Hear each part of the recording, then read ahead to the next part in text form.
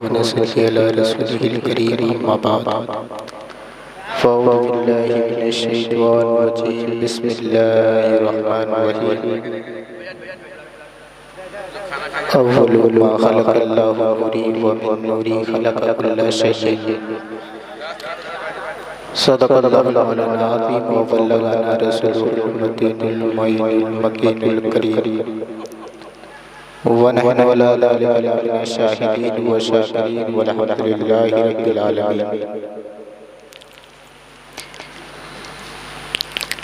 आइए हज़रात, अक़ीदत और मोहब्बत के साथ हम सब मिलकर मदनी ताजदार अहमदी मुख्तार हुज़ूर ताजदार मदीना राहत क़ल्ब व सीना कायनात की जान मोमिनों की शान यानी मुहम्मद सल्लल्लाहु ताला अलैहि वसल्लम के बारगाह में फसफना में झूम झूम कर दरूद शरीफ का हदिया पेश कीजिए। पढ़िए बावज़ अल्लाहुम्मा सल्लि अला सय्यिदना सय्यिदना मौलाना मुहम्मद व अला आलिहि वसल्लम सलात व सलाम अलैका या रसूलल्लाह या हबीबल्लाह सल्लल्लाहु ताला अलैहि वसल्लम।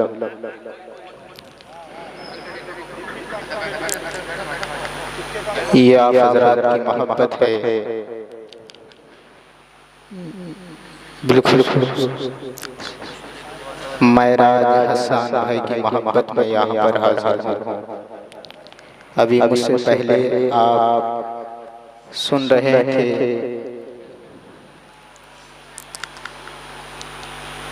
तो आज के सुन्नी जो है सिर्फ खाने ही वाले। आपने कभी खाने का मतलब समझा ही है? नहीं समझे। खाना किस लिए खाते हैं? किस लिए खाते हैं? सोने के लिए? क्या करने के लिए? गौसे आज़म के नाम से लंगर खाए हैं, कम से कम हक तो अदा करना चाहिए। हक तो अदा करना चाहिए। अब तो खाने का मतलब समझा ही नहीं, सिर्फ खाएंगे और जाकर सोएंगे। आई बताइए, यहाँ पर और कुछ होता तो कितने लोग जमा हो जाते। खाने की भी जरूरत नहीं, भूखा रहेगा कैसे? खाने का मतलब ये है खाना खाकर अल्लाह की इबादत। आप क्या कर रहे हैं? और सुन्नी तो इसी वजह से अभी जितने लोग यहाँ पर बैठे हुए थे, अगर एक एक पकड़ कर अगर पूछा जाए कि बताइए आपको गौसे आज़म के अब्बू के नाम मालूम है? नहीं मालूम है। तो आप बताइए, मुसलमान अपने आप को कहते हैं, जब बुजुर्गान दीन की आपको हिस्ट्री मालूम नहीं तो आप कैसे मुसलमान? कैसे मुसलमान? आप मुसलमान कैसे हो? क्योंकि याद रखना, ये गौसे आज़म की महफिल है। गौसे आज़म की महफिल है। जिनके नाम की महफिल में कोई ऐरे गैरे नहीं, वही आता है जो मुस्तफा का आशिक होता है। मुस्तफा का आशिक।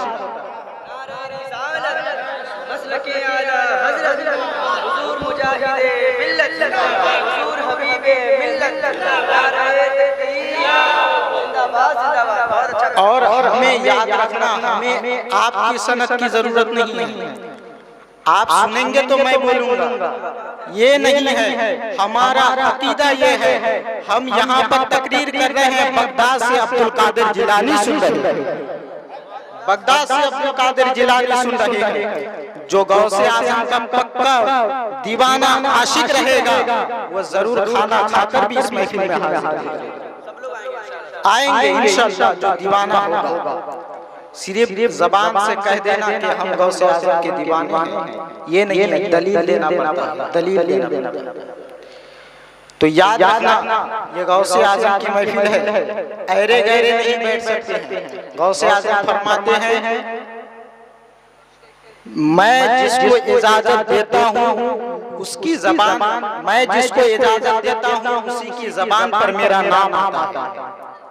और गौसे आज़म के जिक्र से गौसे आज़म ने फरमाया कि तुम मेरा जिक्र किया करो। मेरे जिक्र से अल्लाह तबारक व तआला बरकतों का नुज़ूल फरमाता है।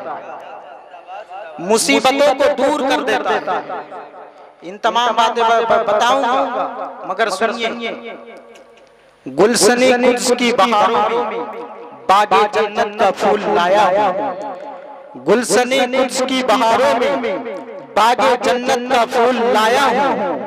आशिकों भर लो दामन और दिल को मैं हदीस रसूल लाया हूँ। ना घबराओ मुसलमानों, अभी खुदा की शान बाकी है। आप अभी देख रहे हैं कि मुसलमानों के ऊपर क्या से क्या किया जा रहा है। आप फिलिस्तीन देख रहे हैं, सोशल मीडिया के दौर है, आप सुन भी रहे हैं, देख भी रहे हैं कितने मुसलमानों को मारा जा रहा है। मगर याद रखना, वही मुसलमान मर रहा है, वही मुसलमान मारा जा रहा है जो मुस्तफा से सच्ची मोहब्बत नहीं करता है। तो यही बात है, ना घबराओ मुसलमानों, अभी खुदा की शान बाकी है। अभी इस्लाम जिंदा है तो अभी कुरान बाकी है। और ये काफिर क्या ही समझता है, दिल ही दिल में हंसता है।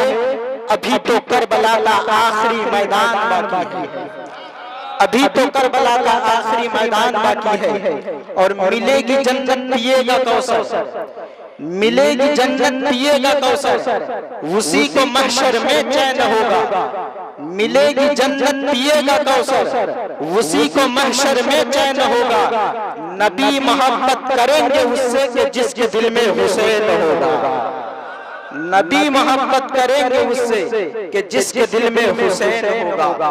और आला हज़रत फरमाते हैं कि तेरी नस्ल पाक में है बच्चा बच्चा नूर का। तेरी नस्ल पाक में है बच्चा बच्चा नूर का। तू है ऐने नूर, तेरा सब घराना नूर का। और आला हज़रत, ये भी आज आला हज़रत को लोग समझ नहीं पाते हैं। कहते हैं आला हज़रत, कैसे आला हज़रत बन गए? आला हज़रत तो सिर्फ नबी, तुम क्यों आला हज़रत? मैं कहता हूँ कि आला हज़रत को समझने के लिए ये ऐरे गैरे, कोई ऐरा गैरा समझ नहीं सकता है। आला हज़रत को समझने के लिए नबी का इश्क होना जरूरी होता है। और आला हज़रत को आला हज़रत हमने नहीं बनाया है। आला हज़रत को आला हज़रत तुमने नहीं बनाया है। आला हज़रत को आला हज़रत इन उलमा नहीं बनाए हैं, बल्कि आला हज़रत को आला हज़रत बगदाद वाले पीर ने बनाया है। और जो बगदाद वाले पीर का नहीं है वो आला हज़रत का नहीं है। और जो आला हज़रत का नहीं है वो बगदाद वाले पीर का नहीं है।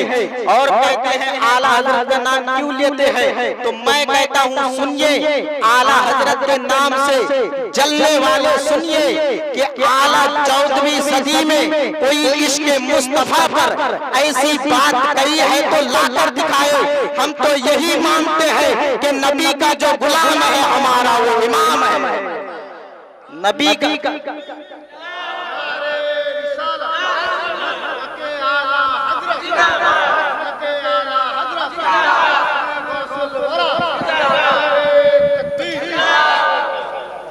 और आला हज़रत फरमाते हैं कि ज़मीनो ज़मा तुम्हारे लिए, मकीनो मका तुम्हारे लिए, चुनीनो चुना तुम्हारे लिए, बने दो जहां तुम्हारे लिए। हम आए यहाँ तुम्हारे लिए, उठे भी वहाँ तुम्हारे लिए। हज़रात, मैंने अभी अभी जिस हदीस पाक का तिलावत करने का शरफ हासिल किया, मेरे आका फरमाते हैं अल्लाह तबारक व तआला ने सबसे पहले मेरे नूर को पैदा फरमाया और उसी नूर के सदके में सारी कायनात को पैदा फरमाया। आदम भी उसी नूर नबी के सदके में है, इब्राहिम भी उसी नबी के सदके में है, इस्माइल भी उसी नबी के सदके में है, यानी हजरत मूसा भी उसी नबी के सदके में है। पूरी कायनात नबी के सदके में है। यहाँ तक के अब्दुल यानी यहाँ तक के उमर फारूक भी उसी नबी के सदके में, यानी हजरत अली भी उसी नबी के सदके में, हजरत मौला अली भी उसी नबी के सदके में है। पूरी कायनात उसी नबी के सदके में है। आला हजरत तो इसलिए फरमाते हैं, आला हजरत फरमाते हैं ज़मीनो ज़मा तुम्हारे लिए, मकीनो मका तुम्हारे लिए। हम आए यहाँ तुम्हारे लिए, उठे भी वहाँ तुम्हारे लिए, तुम्हारे लिए। हजरात देखिए, आइए सबसे पहले मैं नबी पाक का जो सजरे मुबारक मैं उसको पढ़ रहा हूँ, आप तवज्जो के साथ सुनिए और मचल के एक मर्तबा बोल दीजिए सुभान अल्लाह। आज लोगों को बाप दादा के सजरा याद नहीं है, नाम मालूम नहीं है। इस सरकार मुजाहिदीन मिल्लत के गुलाम यहाँ पर जितने लोग बैठे हैं सब पर सरकार मुजाहिदीन मिल्लत का फैजान है। और याद रखना, जिस पर सरकार मुजाहिदीन मिल्लत का फैजान होता है उसी का पूरा हिंदुस्तान होता है, उसी का पूरा हिंदुस्तान होता है। अब वो सजरा मुबारक क्या है? हजरत आदम के बेटे शीश, शीश के बेटे यानस, यानस के बेटे कैनान, कैनान के बेटे मिलाइल, मिलाइल के बेटे बयारत, बयारत के बेटे इद्रीस, इद्रीस के बेटे मुतवस्सिक, मुतवस्सिक के बेटे नमकनिकनाम, नमकनिकनाम के बेटे नूह, नूह के बेटे शाम, शाम के बेटे जुलाल, जुलाल के बेटे सालिक, सालिक के बेटे आबिर, आबिर के बेटे दाता, दाता के बेटे रावा, रावा के बेटे शाहरुख, शाहरुख के बेटे नाखून, नाखून के बेटे तारिक, तारिक के बेटे इब्राहिम खलीलुल्लाह, इब्राहिम खलीलुल्लाह के बेटे इस्माइल ज़बीहुल्लाह, इस्माइल ज़बीहुल्लाह के बेटे केदार, केदार के बेटे अवाम, अवाम के बेटे हबल, हबल के बेटे साबिर, साबिर के बेटे सुलेमान, सुलेमान के बेटे लहीसा, लहीसा के बेटे इलियासा, इलियासा के बेटे आद, आद के बेटे अदनान, अदनान के बेटे माद, माद के बेटे मुदर, मुदर के बेटे इलियास, इलियास के बेटे मुद्रिका, मुद्रिका के बेटे खजीमा, खजीमा के बेटे केनाना, केनाना के बेटे नजर, नजर के बेटे मालिक, मालिक के बेटे फहद, फहद के बेटे गालिब, गालिब के बेटे लोई, लोई के बेटे काब, काब के बेटे मुर्रा, मुर्रा के बेटे किलाब, किलाब के बेटे कुसई, कुसई के बेटे अब्दुमन्नान, अब्दुमन्नान के बेटे हाशिम, हाशिम के बेटे अब्दुल मुतल्लिब है और अब्दुल मुतल्लिब के बेटे अब्दुल्लाह है और अब्दुल्लाह के बेटे मोहम्मद रसूलुल्लाह है। ये नबी पाक का सजदा है।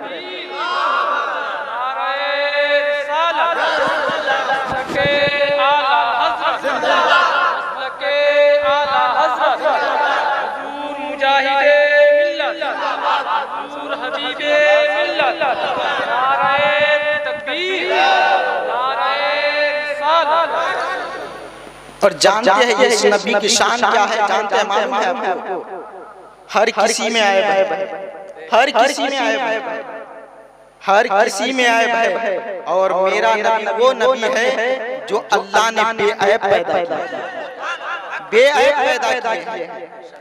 और आप बताइए, किसी का नाना मस्जिद के मौज़िन है, किसी के नाना यानी मस्जिद के इमाम है, किसी के नाना यानी मस्जिद में उलमा की खिदमत कर रहे हैं। और हुसैन का नाना वो नाना है जो मस्जिद अक्सा में 1,24,000 पैगंबर हाथ बांधकर पीछे पीछे। ये है मेरे नबी की शान। अगर नबी की शान को समेटने आए तो आला हज़रत की ज़बान में हम यूं कहते हैं, खल्क से औलिया, औलिया से रसूल और रसूलों से आला हमारा नबी। कौन देता है देने को, मुँह चाहिए देने वाला है सच्चा हमारा नबी, हमारा नबी। एक बड़ी बात मैं कहने जा रहा हूँ, सुनिए। इंसान इबादत तो करता है, आपसे भी ज्यादा इबादत कौन करता है? अभी वहां सब बोल रहे थे 24 नंबर। इंसान इबादत तो करता है, लेकिन उसकी इबादत बारगाह रब्बुल इज्जत में कबूलियत के मंजिल तक पहुंचे एक मरहला होता है। कबूलियत के मंजिल तक पहुंचकर उसके नामाए अमाल में उसका अज़्र महफूज रहे, ये दूसरा मरहला होता है। इंसान ये समझता है कि सिर्फ इबादत के बुनियाद पर मेरा बेड़ा पार है। अगर सिर्फ इबादत के बुनियाद पर किसी को निजात का साहिल मिल सकता था तो 80,000 साल इबादत करने वाला आखिर जाकर लानत का तोक ना पहनता। 80,000 साल इबादत करने वालों के गर्दन पर लानत का तोक ना डाला जाता। ये बात खास है। हैरत की बात यह है कि इंसान नमाज पढ़ने से पहले अपने बदन का पाकी का ख्याल करता है। इंसान नमाज में आने से पहले वजू बनाता है। इंसान नमाज पढ़ने से पहले अपने बदन का पाकी का ख्याल करता है। इंसान अल्लाह की इबादत करने से पहले मुसल्ला का पाकी का ख्याल करता है। क्या इंसान नमाज पढ़ने से पहले अपने दिल का पाकी का ख्याल पाक है, मुसल्ला भी पाक है और तुम्हारा बदन भी पाक है और दिल भी पाक है, तो ऐसी इबादत बारगाह रब्बुल इज्जत में कबूलियत के मंजिल तक पहुंचती है। अगर वहीं पर बदन पाक है, लिबास पाक है, मुसल्ला पाक है, मगर दिल गंदा है, ऐसी इबादत बारगाह रब्बुल इज्जत में कबूलियत के मंजिल तक नहीं पहुंचती है। अल्लामा शरीफुद्दीन फरमाते हैं कि इंसान के दिल में अगर एक राई के दाने के बराबर, अगर किसी इंसान के दिल में अगर एक जर्रा बराबर भी तकब्बुर मौजूद है, अल्लाह उसकी इबादत को कबूल नहीं फरमाएगा, अल्लाह उसकी इबादतों को कबूल नहीं फरमाएगा। हम जाने कैसे कि हमारे दिल के अंदर तकब्बुर है या नहीं है, गुरूर है या नहीं है, हम जाने कैसे, हमें पता कैसे चले कि हमारे दिल के अंदर तकब्बुर है या नहीं है।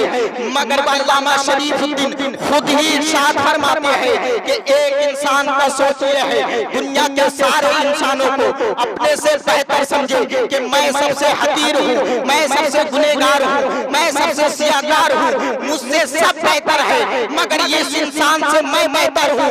अल्लामा शरीफुद्दीन फरमाते हैं उसके दिल में अभी भी तकब्बुर बाकी है और अल्लाह उसकी इबादत को कबूल नहीं फरमाएगा। आज इंसान कहता है कि नमाज में बरकतें नहीं मिलती, कुरान की तिलावतें करता हूँ, कुरान की तिलावतों के बरकतें नहीं मिलती, नमाज पढ़ रहा हूँ, नमाजों की बरकतें नहीं मिलती, दुआएं कर रहा हूँ, दुआओं की बरकतें नहीं मिलती।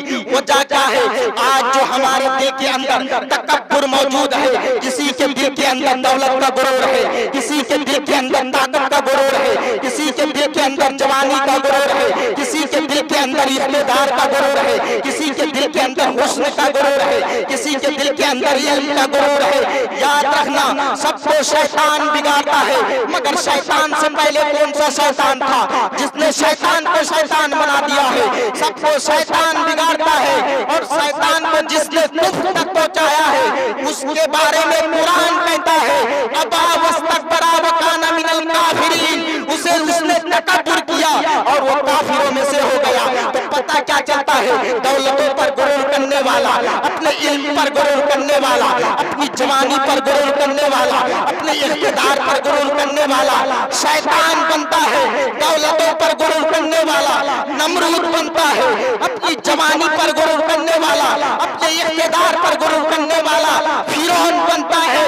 आप देखो तो सही, मगरूरों में तुम्हें कोई भी अल्लाह के महबूब नजर नहीं आएंगे, चाहे वो हुजूर हबीबे मिल्लत को देख लो, सरकार मुजाहिदे मिल्लत को देख लो, हुजूर बाजू शरिया को देख लो, मुफ्ती आजम हिंद को देख लो, इमाम अहमद रजा को देख लो, सरकार 90 लाख को कलमा पढ़ाने वाले मोइनुद्दीन चिश्ती को देख लो, और बगदाद के राजा जो मुर्दे को जिंदा कर दे उस अब्दुल कादिर जिलानी को देख लो। मगरूरों में तुम्हें कोई भी अल्लाह के महबूब नजर नहीं आएंगे और जितने महबूबीन नजर आएंगे उनमें गुरूर नजर नहीं आएगा। तो पता क्या चलता है? अगर तुम भी महबूबे खुदा बनना चाहते हो, दिल से गुरूर निकाल दो, अल्लाह तुम्हें मकाम महबूबियत अता फरमाएगा। अल्लाह तुम्हें मकाम महबूबियत अता फरमाएगा। दिल से गुरूर निकाल दो, दौलतों का गुरूर भी अच्छा नहीं है। आज लोग हुकूमत के खातिर, याद रखना, अगर कायनात में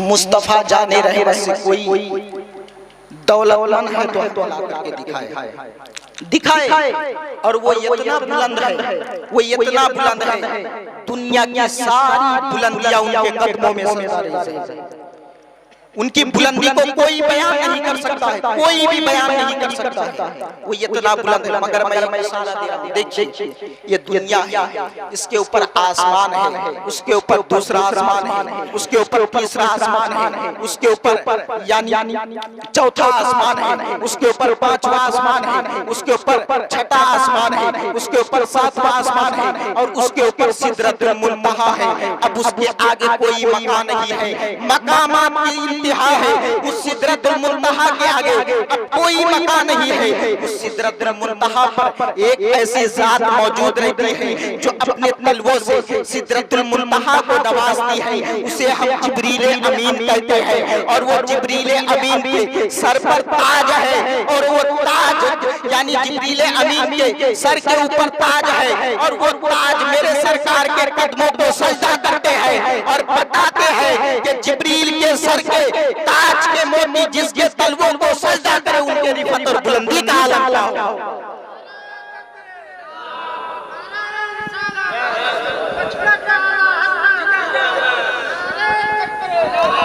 इसलिए तो इमाम अहले सुन्नत फरमाते हैं कि ताज रूहुल कुद्स के मोती जिसे सजदा करे, ताज रूहुल कुद्स के मोती जिसे सजदा करे, रखती है कितना वकार अल्लाहु अकबर, ये रखती है कितना वकार अल्लाहु अकबर। और याद रखना, हुकूमतों में अगर कोई खुदा को भूल गए तो कब्र के निशान भी मिट गए, कब्र के निशान भी मिट गए।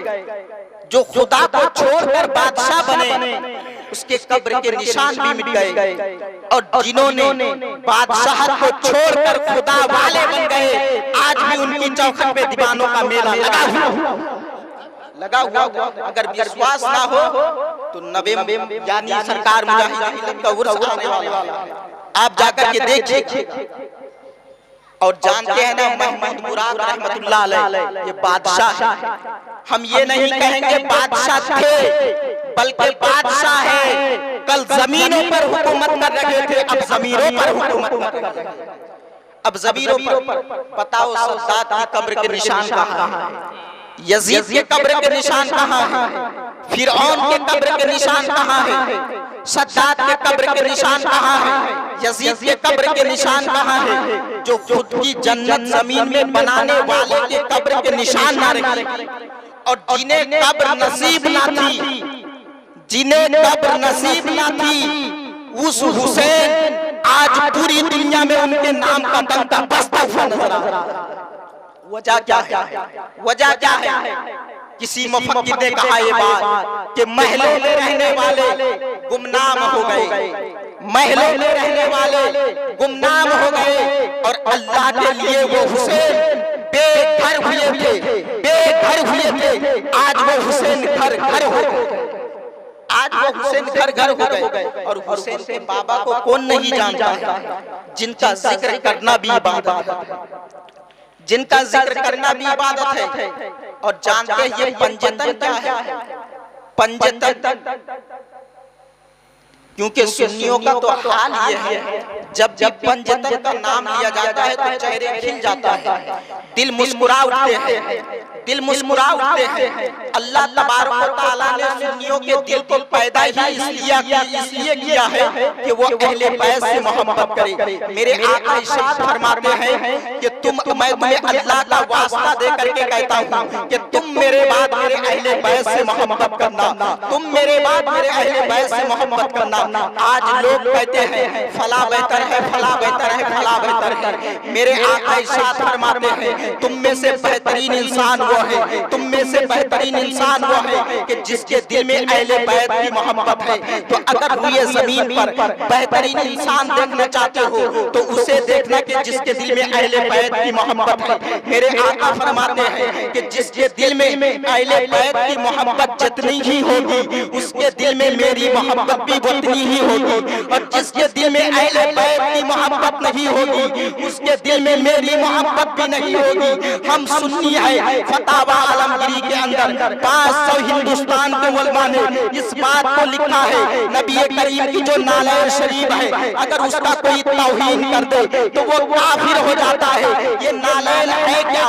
या तो ऊंट के चमड़ी से बनी है, या तो गाय के चमड़ी से बनी है, या तो जानवर के चमड़े से बनी है। एक जानवर के चमड़े से बनने वाली नालैन इसलिए अफजल हो गई है, वो नबी के तलवों से निस्बत हो गई है। और अगर जानवर से बनने वाली नालैन मुस्तफा के तलवों से निस्बत हो जाए तो उसका तौहीन करने वाला काफिर हो जाता है। तो जिसके रगों में नबी का खून हो उससे नफरत करने वाला मोमिन कैसे हो सकता है? उनसे नफरत करने वाला मोमिन कैसे हो सकता है? तो अहले बैत से मोहब्बत थी। और याद रखना अहले बैत की मोहब्बत में एक ऐसी भी चीज मिलती है जो किसी में नहीं, किसी अमल पर नहीं है, किसी आप कहेंगे कैसे? मैं कहता हूँ सुनिए, मेरे आका ने आप ये नहीं कि देखिए नमाज पढ़ो जन्नत मिलेगी, रोजा रखो जन्नत मिलेगी, हज करो जन्नत मिलेगी, गरीबों को खाना खिलाओ जन्नत मिलेगी, मगर एक अहले बैत की मोहब्बत में एक ऐसी चीज भी मिलती है जो किसी और किसी अमल में नहीं है। मेरे आका ने फरमाया कि सुनो कि जो मेरे पंजे तन से यानी हुसैन और हसन और उनकी अम्मी और उनके अब्बा और मुझसे जो उनकी औलाद से कयामत तक प्यार करेगा, मैं मोहम्मद कहता हूँ जन्नत के उस दर्जे पर होगा जिस दर्जे पर मैं मोहम्मद रहूंगा। ये अहले बैत से मोहब्बत करने पर किसी चीज पर नहीं। और जानते हैं हुसैन का बाबा कौन है? और अली ये अली कौन है जिसके लिए नबी ने फरमाया अना मदीनतुल इल्म व अलीयुन बाबुहा, मैं इल्म का शागिर्द हूँ और अली उसका दरवाजा। और अली का इल्म जानते हैं अली का नाम आ जाए तो सुन्नी के चेहरे खिल जाना चाहिए क्योंकि उस वक्त भी अली के नाम से जिनका चेहरा मुरझा जाता था, अगर अली महफिल में होते तो अली अली लिया जाता, और अली का नाम सुनकर जिसका चेहरा खिल जाता था समझ लेते वो मोमिन है, और जिसका चेहरा उतर जाता था समझ लेते वो मुनाफिक। तो अली का जिक्र देखिए। अली एक मर्तबा रास्ते से गुजर रहे थे, यहूदियों ने देखा कि अली जा रहे हैं, पास गए, कहा कि तुम कौन हो? ना मैं अली हूँ, ना क्या तुम्हारा ही नाम अली है? ना हाँ मेरा ही नाम अली है। ना बताओ इस वक्त क्या एक ही अली है? ना हाँ एक ही अली है और मैं हूँ। क्या तुम्हारे ही लिए नबी ने फरमाया कि अना मदीनतुल इल्म व अलीयुन बाबुहा, मैं इल्म का शहर हूँ और अली उसका दरवाजा है? हाँ मेरे ही बारे में फरमाया है। यहूदियों ने कहा कि अली क्या मैं तुमसे कुछ पूछ लूं? तो हजरत अली फरमाते पूछ, क्या पूछना चाहता है? तो हजरत अली से एक यहूदी सवाल करता है, अली ये बताओ वो ये क्या है जिसका दूसरा कोई नहीं? अब हजरत अली ने फरमाया वो ये अल्लाह है जिसका दूसरा कोई नहीं है। फिर एक यहूदी सवाल करता है, अली ये बताओ वो दो क्या है जिसका तीसरा कोई नहीं है? तो हजरत अली फरमाते हैं वो दो रात और दिन है जिसका तीसरा कोई नहीं है। फिर एक यहूदी सवाल करता है, अली ये बताओ वो तीन क्या है जिसका चौथा कोई नहीं है? फिर हजरत अली ने फरमाया वो तीन ये है, यानी वो तीन ये है लौ कलम कुर्सी, ये तीन है जिसका चौथा कोई नहीं है। फिर ये यहूदी सवाल करता है, अली ये बताओ वो चार क्या है जिसका पांचवा कोई नहीं है? तो हजरत अली ने फरमाया वो चार ये है, आसमानी किताब चार है, ज़बूर तौरात इंजील कुरान मजीद, ये चार आसमानी किताब है जिसका पांचवा कोई नहीं है। फिर ये यहूदी सवाल करता है, अली ये बताओ वो पांच क्या है जिसका छठा कोई नहीं है? तो हजरत अली फरमाते हैं तुम पांच के बारे में जानना चाहते हो तो सुनो, वो पांच वक्त की नमाजें हैं, फजर ज़ोहर असर मगरिब ईशा, ये पांच वक्त की नमाजें हैं जिसका छठा कोई नहीं है। फिर ये यहूदी सवाल करता है, अली ये बताओ वो छठा क्या है जिसका सातवां कोई नहीं है? तो हजरत अली ने फरमाया वो 6 दिन है जिसने अल्लाह तबारक व तआला ने जमीन और आसमान को बनाया है। फिर ये यहूदी सवाल करता है, अली ये बताओ वो 7 क्या है जिसका 8वां कोई नहीं है? तो हजरत अली ने फरमाया तुम 7 के बारे में जानना चाहते हो तो सुनो, वो 7 ये है, काबे का तवाफ 7 है और हफ्ते का दिन भी 7 है जिसका 8वां कोई नहीं है। फिर ये यहूदी सवाल करता है, अली ये बताओ वो 8 क्या है जिसका 9वां कोई नहीं है? 9वां कोई नहीं है। तो हजरत अली ने फरमाया सुनो, 8 के बारे में तुम जानना चाहते हो तो सुनो, अर्श के पाए 8 है जिन्हें फरिश्ते पकड़े हुए हैं। फिर ये यहूदी सवाल करता है, अली ये बताओ वो 9 क्या है जिसका 10वां कोई नहीं है? तो हजरत अली ने फरमाया तुम 9 के बारे में जानना चाहते हो तो सुनो, हजरत यानी 9 के बारे में तुम जानना चाहते हो तो सुनो, वो याकूब अलैहिस्सलाम के 9 बागी उम्मती है जिसका 10वां कोई नहीं है। तो फिर एक यहूदी सवाल करता है, अली ये बताओ वो 10 क्या है जिसका 11वां कोई नहीं है? फिर एक यहूदी जब सवाल करता है तो हजरत अली फरमाते हैं तुम 10 के बारे में जानना चाहते हो तो सुनो, वो 10 ये है, यानी जब आका का उम्मती काबे का तवाफ करते करते अगर कोई रुकू भूल जाए तो वहाँ 3 रोजा रखे, घर वापस आकर 7 रोजा रखे, ये 7 और 3 10 है जिसका 11वां कोई नहीं है। फिर ये यहूदी सवाल करता है, अली ये बताओ वो 11 क्या है जिसका 12वां कोई नहीं है? तो हजरत अली फरमाते हैं तुम 11 के बारे में जानना चाहते हो तो सुनो, वो 11 ये है, यानी हजरत यूसुफ अलैहिस्सलाम के 11 भाई है जिसका 12वां कोई नहीं। फिर ये यहूदी सवाल करता है, अली ये बताओ वो 12 क्या है जिसका 13वां कोई नहीं? तो हजरत अली ने फरमाया सुनो, तुम 12 के बारे में जानना चाहते हो तो सुनो, कान खोल कर सुन लो, जिस तारीख को मेरे नबी पैदा हुए वो तारीख ही 12, वो तारीख ही 12। अब यहूदी परेशान कि अली को कौन सी बातों पर रोका जाए, अली तो हर सवालों का जवाब दे रहे हैं। फिर ये यहूदी सवाल करता है, अली ये बताओ मेढक बोलता है तो क्या बोलता है? तो हजरत अली फरमाते हैं, वो कहता है यानी वो कहता है सुभान रब्बियल आला। अली बताओ मऊर जब बोलता है तो क्या बोलता है? तो हजरत अली फरमाते हैं, वो बोलता है अल्लाह समझ, अल्लाह समझ।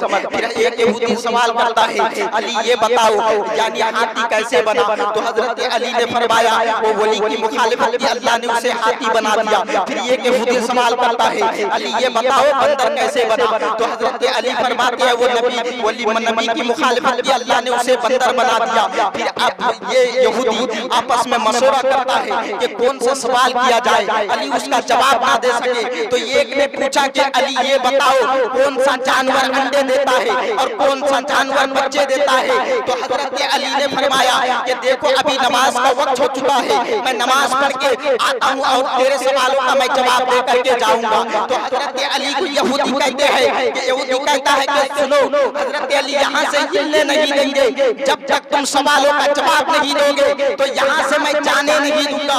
तो हजरत अली को चला लाता है और कहते हैं कि सुनो कौन सा जानवर अंडे देता है और कौन सा जानवर बच्चे देता है?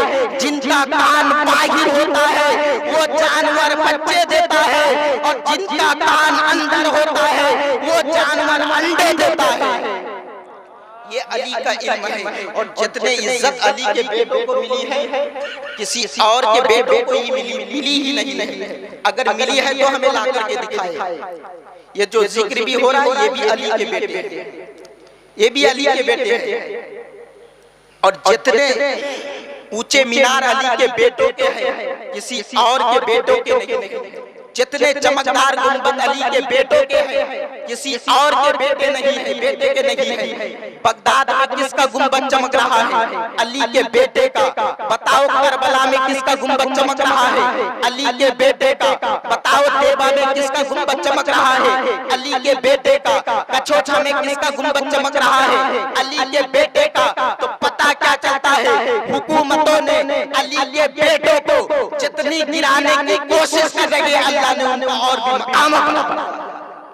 ये अली के बेटों की शान है और गौसे आज़म का जिक्र है। और फिर अगर कभी मौका मिले तो गौसे आज़म की शान में मैं बयान करूंगा। अब हमारी तकरीर में किसी भी खामी गलती गुस्ताखी भी हो अल्लाह के बारे में करता हूं। अस्तगफिरुल्लाह रब्बी मिन कुल्ली ज़ंबि व तुबु वला कुव्वता इल्ला बिल्लाह। अस्सलाम हेलो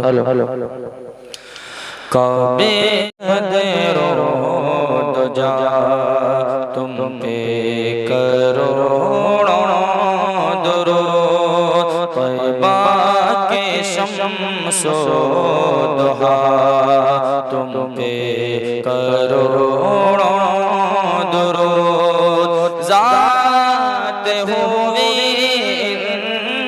इंतिखाब वसिफ हुई जवाब नाम हुआ मुस्तफा तुम पे करोड़ों दुरूद। काबे के बदरो दुजा तुम पे करोड़ों दुरूद, तैबा के शम्सो दुहा तुम पे करोड़ों दुरूद।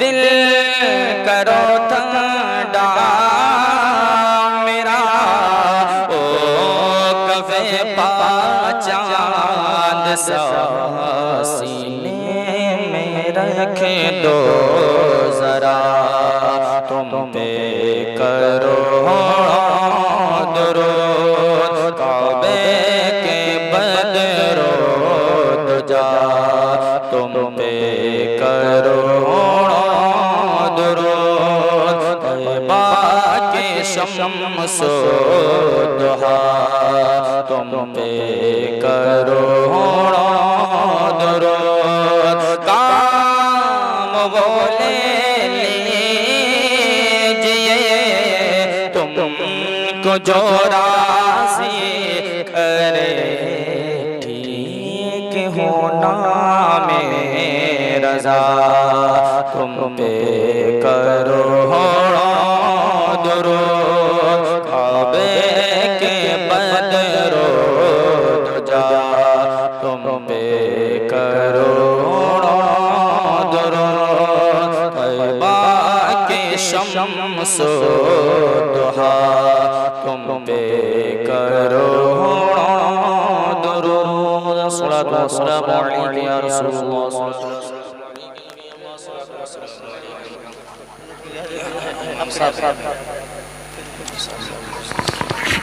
बिस्मिल्लाहिर्रहमानिर्रहीम अल्लाहु अकबर मुहम्मदिन